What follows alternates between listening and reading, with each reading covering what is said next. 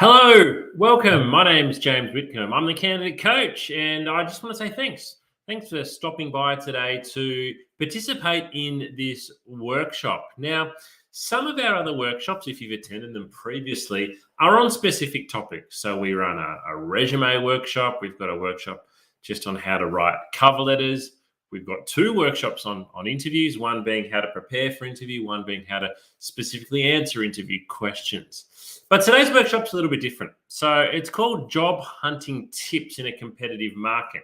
And what I'm going to do today is give you just a couple of little tips along the way across a number of different things that you can do when you're looking for work that will hopefully help to make a little bit of a difference. Because it's always competitive when you're looking for work. Now, you might have heard in the media recently that because, companies are struggling to find employees because unemployment is actually quite low, that, you're kind of thinking, well, why is it hard for me to find work at the moment? Why am I sort of struggling? Well, let me give you some comfort here, because looking for work and applying for work is always competitive. It is always competitive.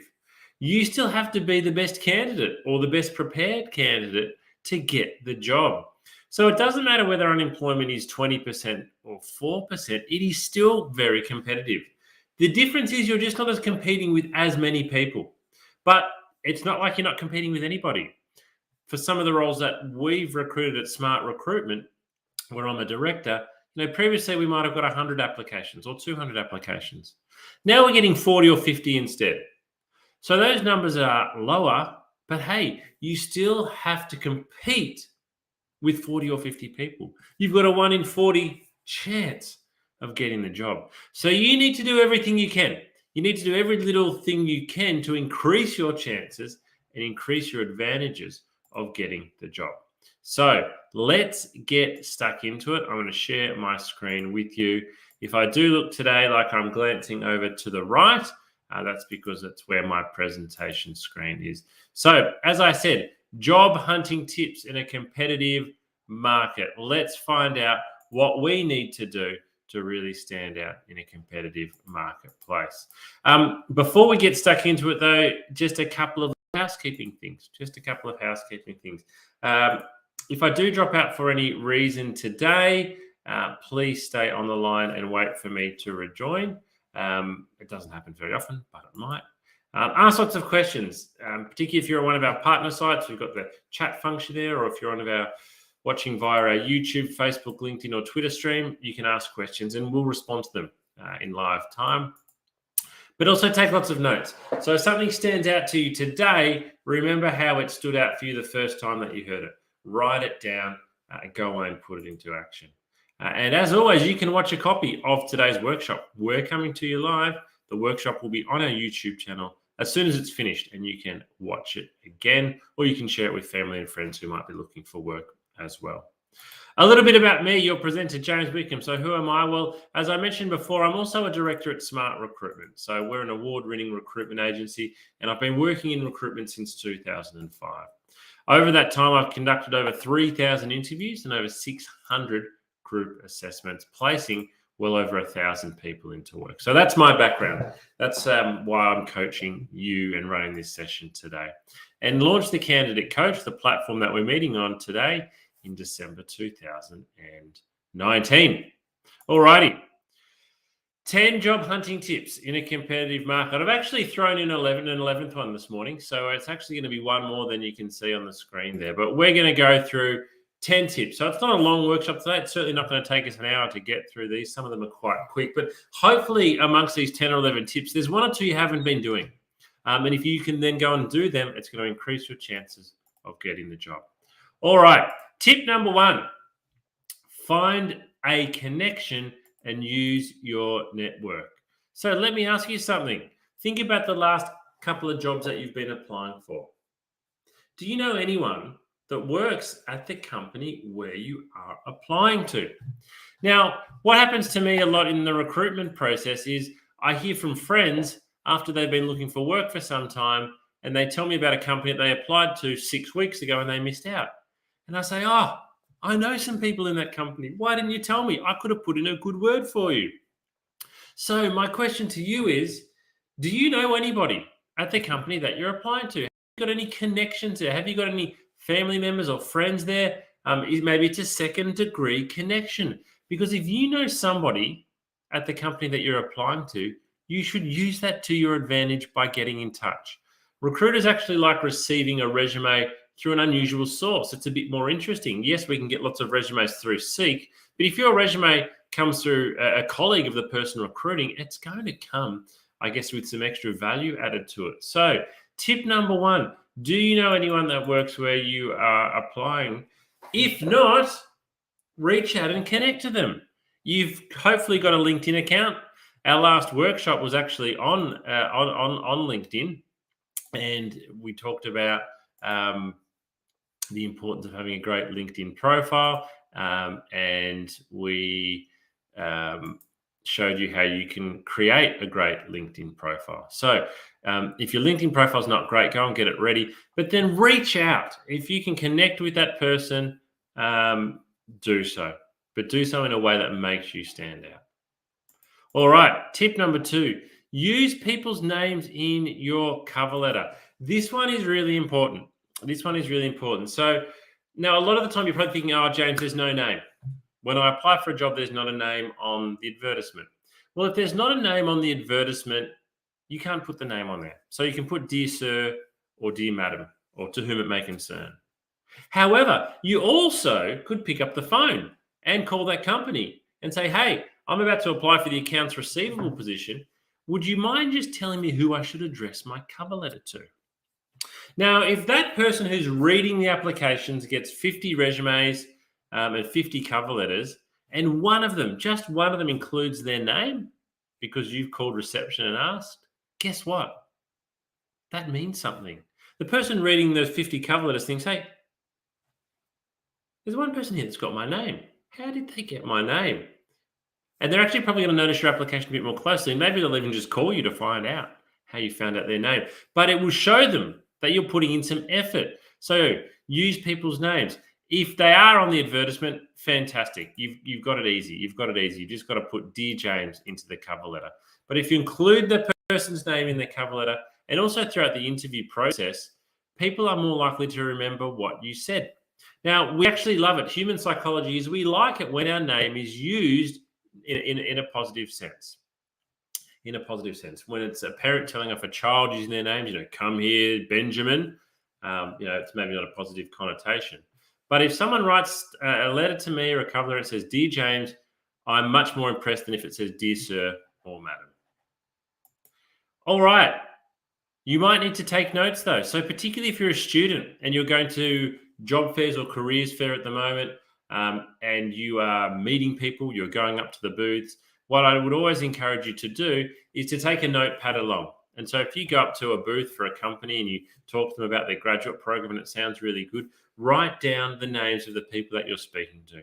You can then include those names in the cover letter when it comes time to applying for that organization, and it will make you stand out.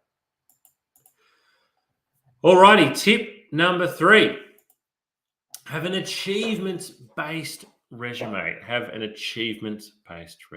So what do I mean by achievements-based resume? Well, first of all, if you haven't attended our resume workshop, I would encourage you to go and watch the recording of our latest one, which will be on our YouTube channel. And we talk about the importance, and I show you how to include achievements on your resume. But basically what I want your resume to be is a document that sells you, it promotes you. If you've worked in McDonald's for the last 2 years, that's fantastic. But guess what? I probably know what you did in that job. So what your achievements actually tell me is how well you did it. And that's what I'm more interested in. So make sure you list achievements. 2 or 3 achievements listed for every job, and they need to be. You need to have some achievements on the front page of your resume. So change your thinking with your resume. It's not a boring academic document that just has a history of where you've worked. It needs to highlight and sell and promote you. And the best way to doing so is with your achievements being presented loudly and clearly. Everyone has the same qualifications when they're going for jobs. Well, not everyone, but most of the time. Again, particularly if you're applying for graduate jobs, everyone's got the same qualifications. It's your achievements that actually make you stand out. So go away and make your resume achievement based. Tip 4, show what you know about the company and the industry. So the second part here is probably the tip part, because you would be fairly aware that it's pretty common sense that when you're going for an interview or you're applying for a job, you do some research so that you show you know a little bit about the company. That's kind of the minimum standard. But if you want to stand out, a really good tip is to show that you are interested in the industry. You know what's happening in the market that you're going for a job in at the moment. You're interested in the goings on of the economy. But if you can specifically bring that together in your interview and show that you understand the industry, you're passionate about the industry, you're up to date with your industry knowledge, that speaks volumes to the recruiter. So when I meet a candidate and they mention it, maybe they say, they mention I read in the industry news, or I read this article about what's happening in the industry, or asks me a question around the industry trends, I think, yes, this candidate isn't just after a job. They like this industry. And if they like this industry, they're going to like working for our company. So tip number 4 is show what you know. Work it into your cover letter, work it into your interview. Show what you know about the company. Because lots of candidates do research. So if you want to stand out, your research needs to be better. Than the other candidates. So where can we go? Well, company website, careers pages, they're the first two. They're the easy ones. Press releases, annual report, and other industry news sources are where you should really be going, in particular, if you want to stand out. Tip number 4. So let me share with you a really important example. And if you've attended any of my workshops previously, you'll know what I'm talking about here. I'm going to share with you a LinkedIn post from well-known recruiter Stefan Wheeler. Now, Stefan, sorry.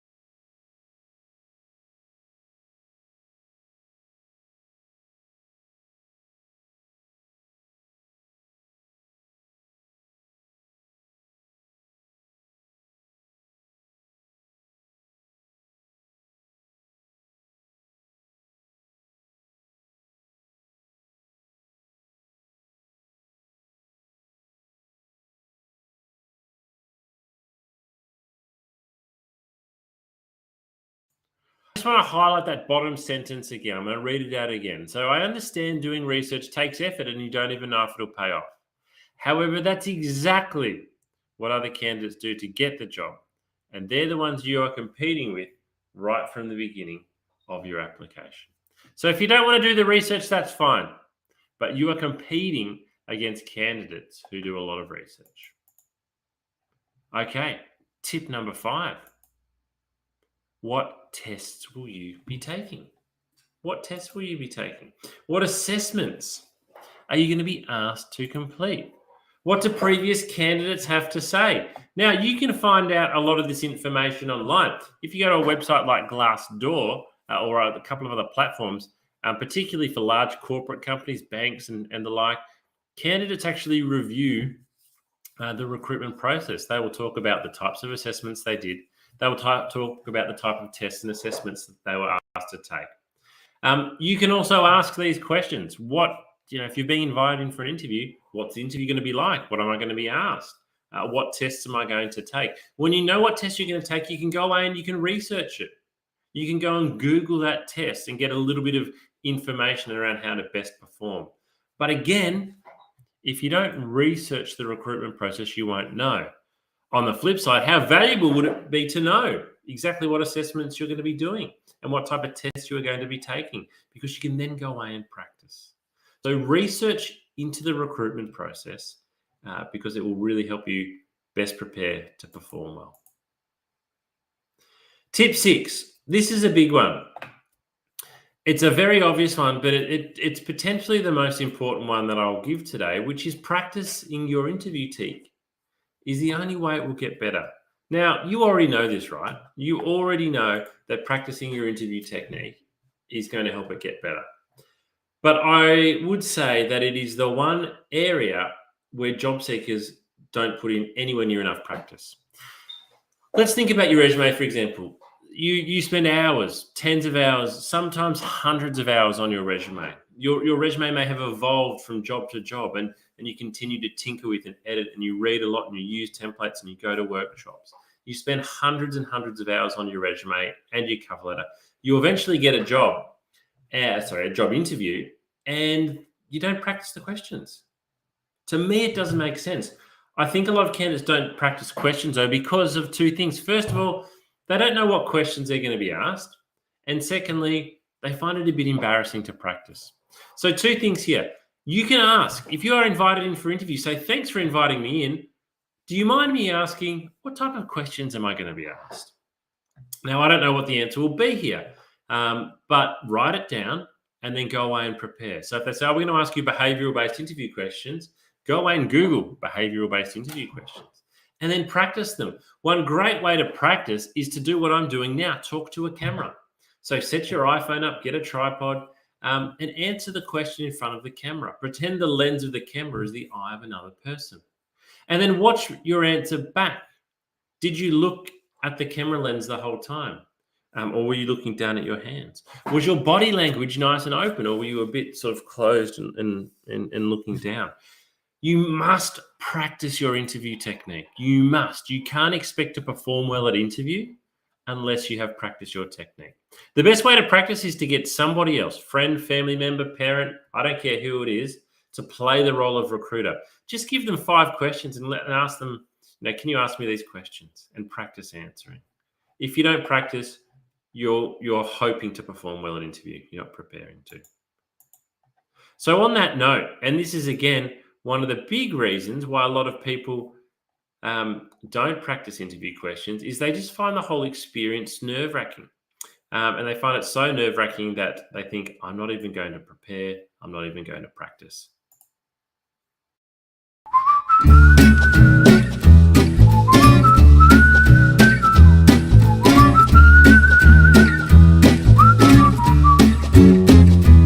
Thanks for joining us at The Candidate Coach, Dr. Barker. Tell us a bit about your background and the type of work you do. I am Dr. Sarah Barker. I'm a clinical psychologist. I've worked in workplace mental health with Black Dog Institute for the past 7 years.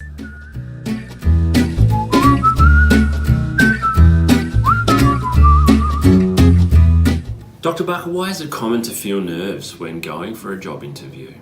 We commonly feel nervous, and I would say most people feel nervous when going for a job interview because we feel a lot depends on it and that we're going to be evaluated as well. So nerves are a very, very common response. It's really important to remember that the person who's doing the recruiting also feels nervous as well because they want to get the right person, and they're also aware that they're expecting people to come in feeling nervous as well. They know that that's a common human experience.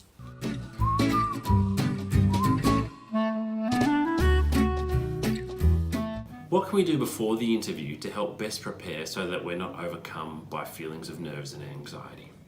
To best prepare ourselves to avoid some of those feelings of anxiety and nerves before an interview, firstly is to accept, I think, that they're going to be there. And actually, a few nerves are actually helpful. They help us give our best performance, give our best answers, think the best on the spot. So accepting that there's going to be a level of nerves is okay.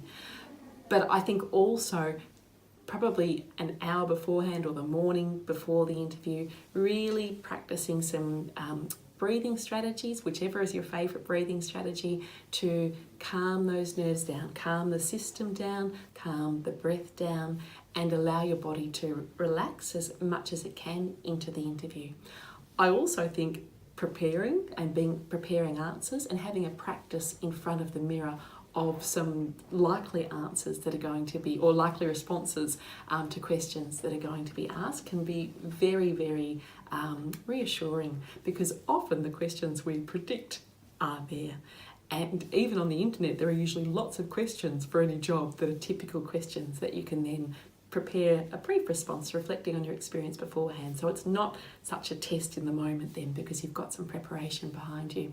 The other thing I think too is reminding yourself, I've got this far and this is a good thing. And, they're interested in getting to know me. I'm also interested in getting to know them, and concentrate on the relationship too and enjoy the relationship as much as you can. They're usually going to try and put you at ease so that they can see how you respond as well.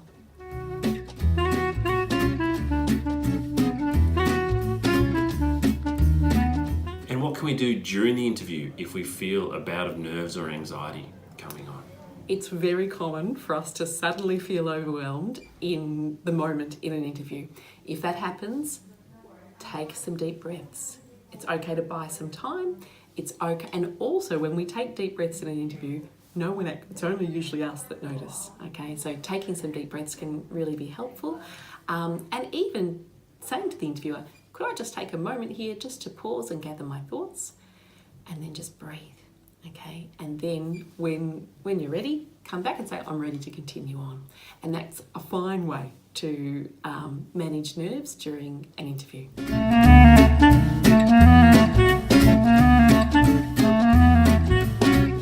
One tip that I think is a really useful one is to have a practice of your responses to the likely questions in front of the mirror. Something you might notice is that the questions you're feeling more confident about, you'll smile more, you'll be more relaxed, you'll, strut your stuff a little bit as you respond. You'll notice too, the questions you feel less confident about, you might stop smiling or your face might change.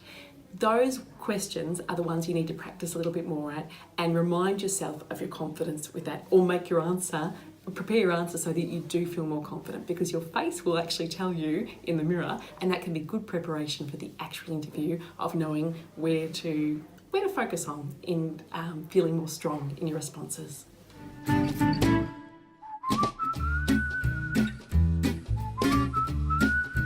In summary, nerves and anxiety for interviews can be partially managed and avoided by preparing beforehand, using our breathing exercises and techniques to reduce stress so we're going in feeling calmer, and also during the interview by practicing those same skills. Often when we're nervous, we stop breathing or we breathe very shallowly. So if we start noticing ourselves doing that, really being conscious of our breath and paying attention to it and allowing that to carry us through.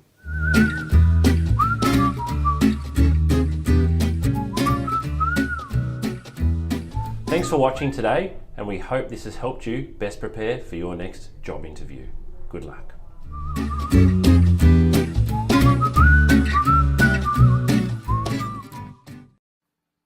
Question for you.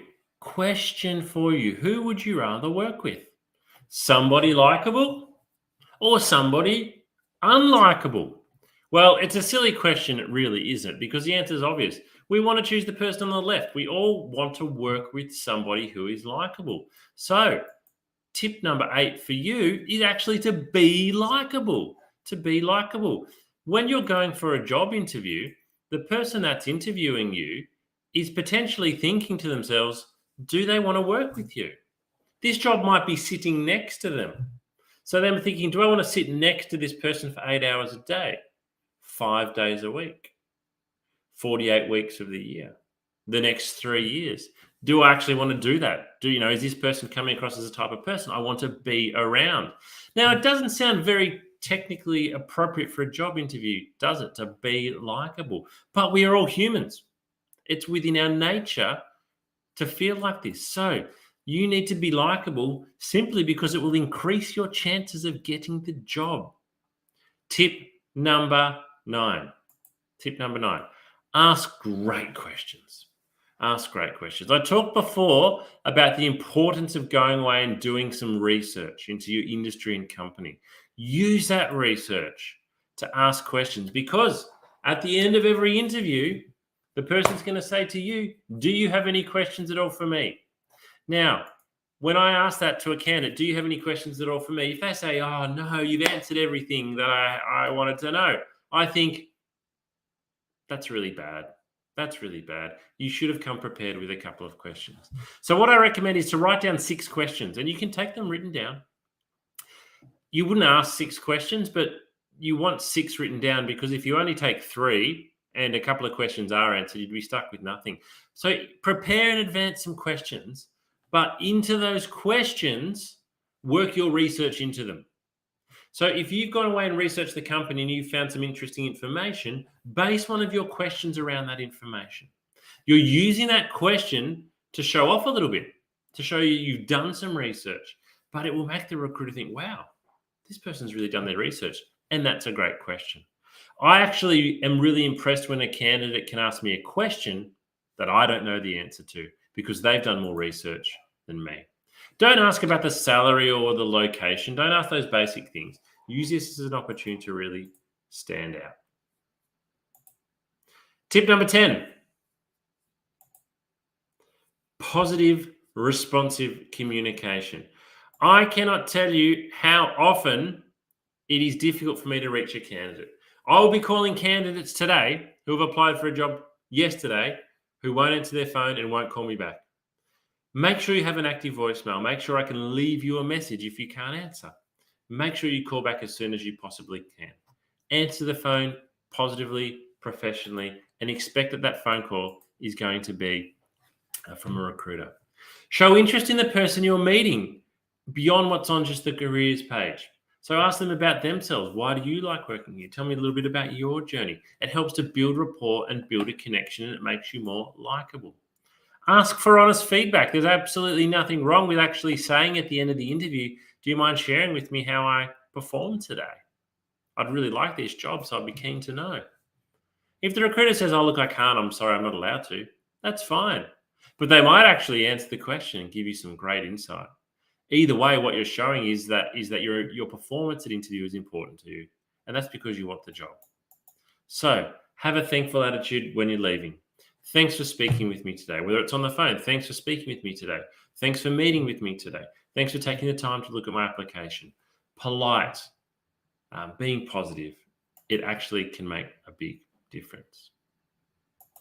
All right, in tip number 11, know how to perform well on video interview. So this one is super important at the moment. Super important because the majority of interviews are being done via video.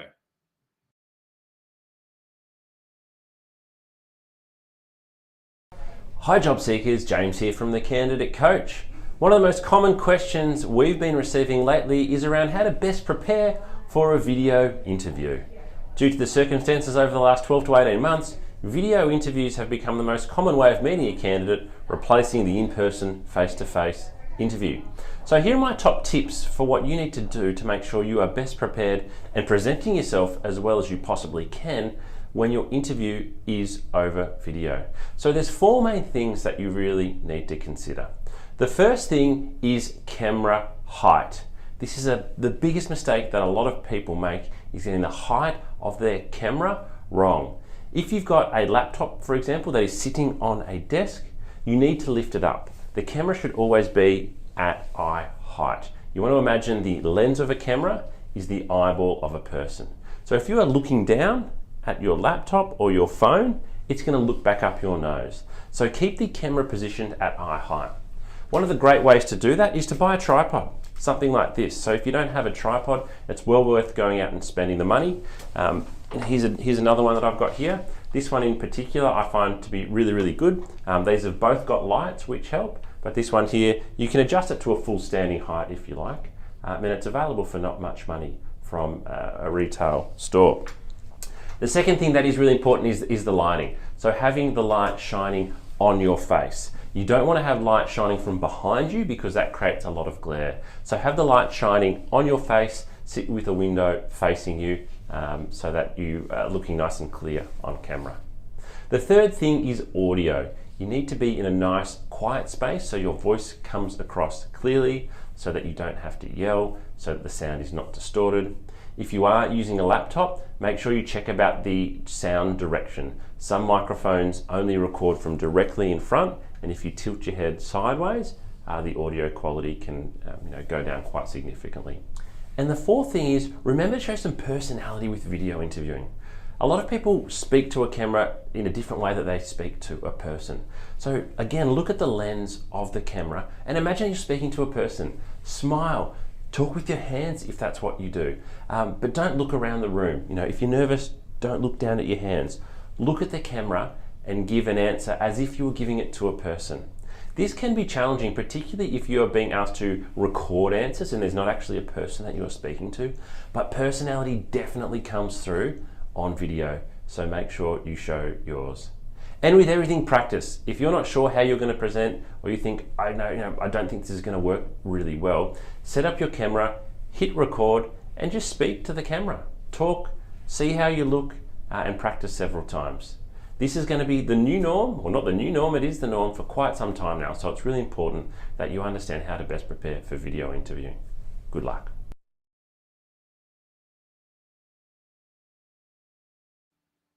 Alrighty, it's now time for the bonus tip. The bonus tip from today and for all time with looking for work and the struggles that it brings is that missing out isn't the end of the world.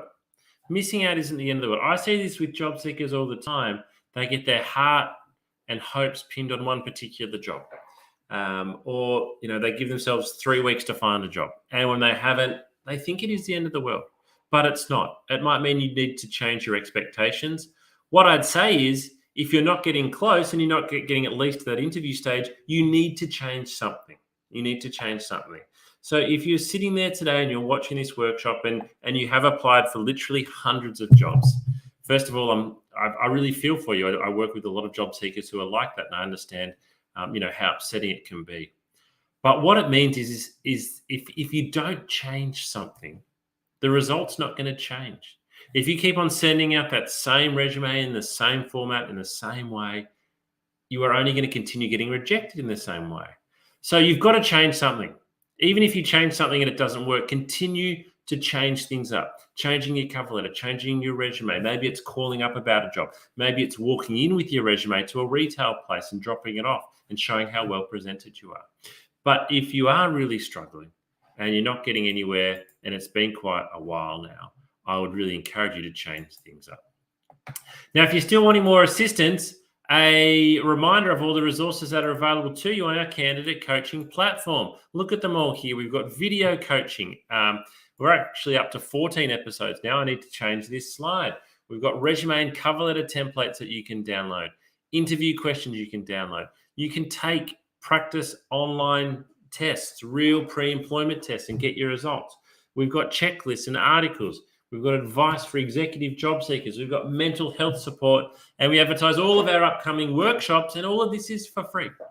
All of this is available to you for free. So check out your candidate coaching platform and make the most of it.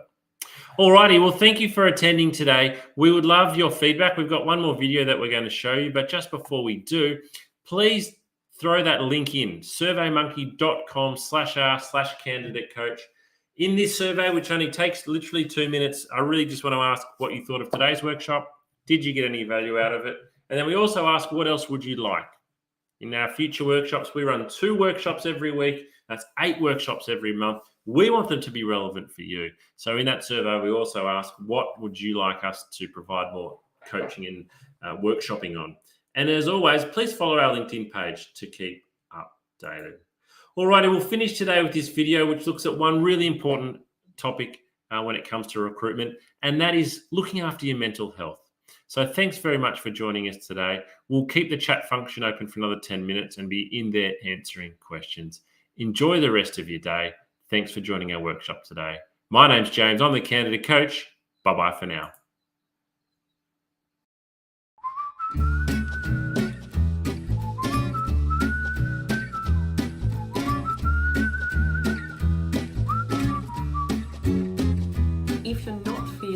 terrific at the moment and you feel like your mental well-being has taken a little bit of a dip, please remember this is not going to last forever. There's lots you can do to manage your mental health and get back on top of it.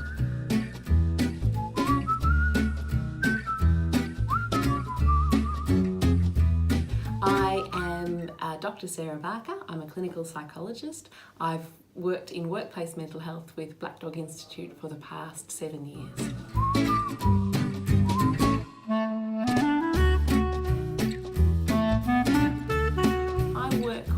A lot of adults and young people, mainly with anxiety, depression, trauma as well, a range of issues, and many who are looking for work and undergoing that process of trying to find employment.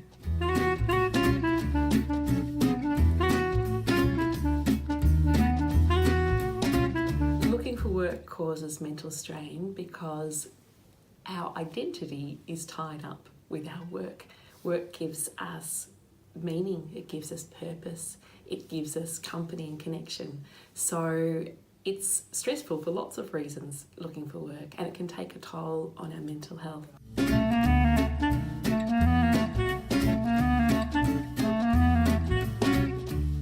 It's really important for us to be aware of the signs that our well-being and our mental health might be dropping.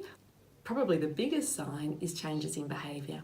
So that might be changes in the way we're thinking or talking to ourselves. We might be saying things like, who would employ me? I'll never get a job. We might be really down on ourselves and really hard and critical on ourselves when normally we're not so hard and critical.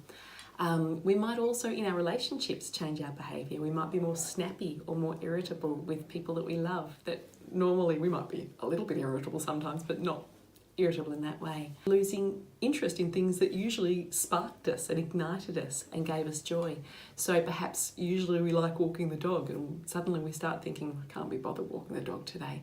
That sort of thing, those changes in behaviour are really significant because they tell us that something's different, and if we're noticing, I suppose, more than one of those and it's affecting the way we feel, and this is over a period of say 2 weeks or longer, then it's a really good idea to have a chat to a GP that you trust, and find out what might be going on, have a discussion and see if there's any physical reasons for that, or if perhaps your mental health and well-being might be able to do with a little bit of extra support, and then the GP can refer you on to see a psychologist, a counsellor, whoever is most appropriate for you.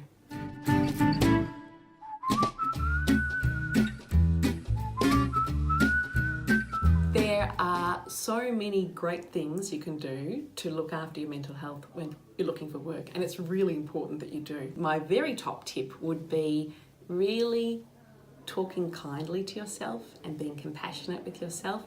I think when we're looking for work, we can have a lot more questions like, will I ever get a job? Will I ever be employed? It can feel like this could go on forever. So being kind to ourselves and saying things like, it will work out. There will be a day, my efforts will be rewarded. It will just take time. I just need to keep trying. Reminding yourself of your strengths. And that might even be tapping into people you love and asking them what your strengths are, because sometimes it's harder to find them when our mood's a bit low and we're feeling more worried. We can be harder on ourselves. I think that routine is really, really important to our well-being. When we're looking for work, we mightn't have such a regular routine because there mightn't be a 9 to 5 start and finish time for a job, or there isn't.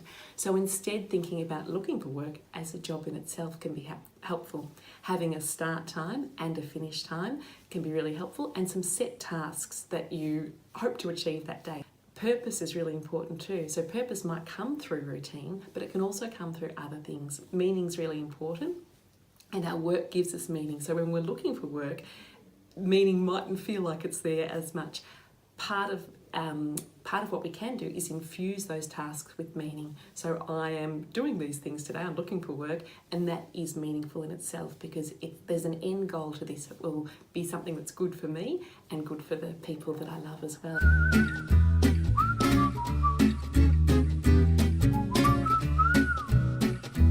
Some excellent resources for looking after well-being when looking for work are the Headgear app. The Headgear app is free, it's evidence-based, it's developed by Black Dog Institute, and it is fun to use. It uses mindfulness, so a technique to really help us relax and reduce physiological arousal, which can often occur when we're feeling anxious. It's got a 30-day challenge, which is just short, bite-sized little challenges to extend your well-being and grow your well-being, and that can be really extra important when we're looking for work. There are also some really terrific resources available through the Black Dog Institute. One of them is a beautiful self-care plan that encourages you to think about your top coping tips, the things that personally work best for you, that are positive coping strategies. Another really good resource is through Beyond Blue, and they've got some excellent resources to look after mental health while looking for work, and also when people are recently out of work as well.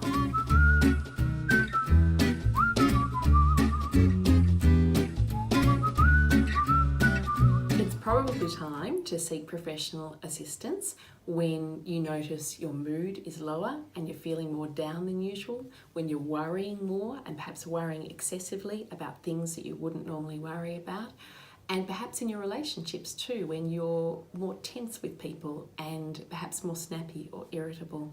All of these are signs that perhaps our mood is not in the greatest space, and our well-being is not in the greatest space, and that it can be a great idea then to chat to your GP, who can then refer you to an appropriate person to help you strengthen your well-being.